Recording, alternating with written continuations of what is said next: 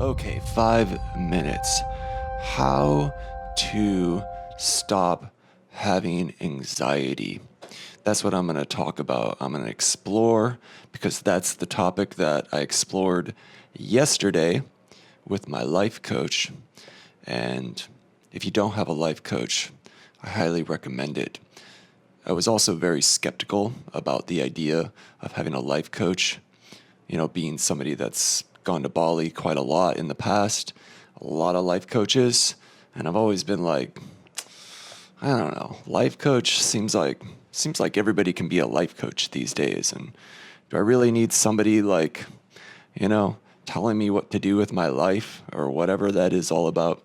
It turns out, for me anyways, my experience with my life coach, that's not really what it is. I feel like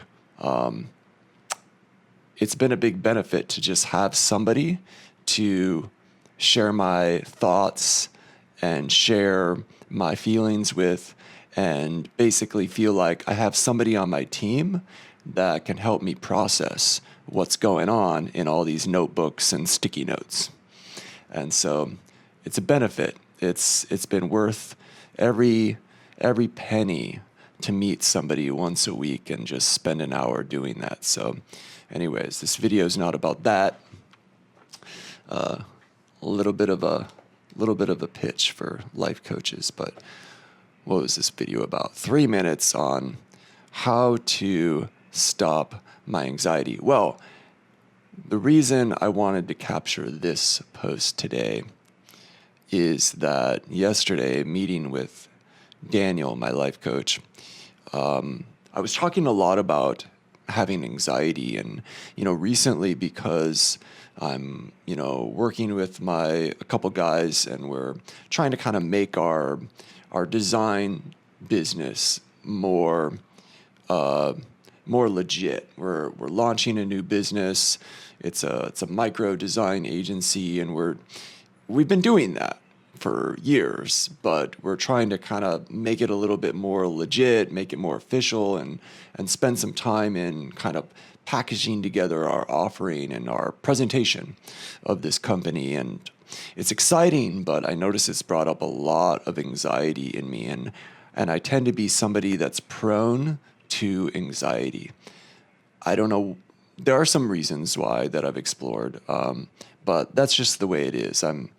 It's very easy for me to feel anxiety about things that I probably shouldn't feel so much anxiety about. And so I fit in that category. I know I'm not alone. There's a lot of people out there that suffer with this with me.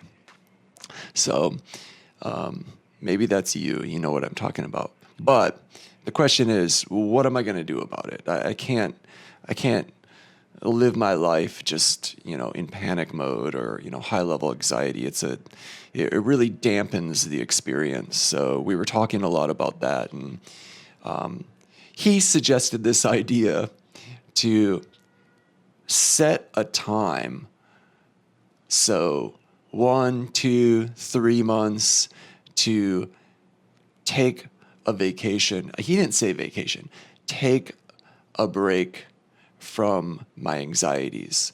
So maybe I'm not doing the best job of articulating how it came up. It was presented a little bit better than the way I'm presenting it now. But basically, one thing I could do is say, look at, all right, well, anyways, no, let's stop that thread. Back to the time thing. Let me just explain it because I'm running out of time and I'm trying to stick to the 5 minutes. The idea is just say, all right, yep, there are a lot of things that are valid to worry about. Okay? Concerns about business, concerns about project. Those are things that anybody would worry about, and, maybe they deserve some worry sometimes. But how about I just set a timeline? So I take a bit of a vacation from that and I say, I'm going to give myself 3 months, and in that 3 months, I'm not going to worry at all about anything. I'm not going to worry about what happens. I'm going to do my work. I'm going to put in my effort, but I'm not going to worry about it at all because there's no need to worry about anything for these 3 months. And I've actually set that for 4 months. So I've set a date, April 1st. From now until April 1st, I'm not going to worry. And if I do see that worry and anxiety is coming in, which it will, I'm going to remind myself that I'm on a vacation from this. That worry I can leave over there. I can put it aside and not worry about the worry for this 4 months. After 4 months, if things are in shambles and I've made a mess of things, okay, now I can worry.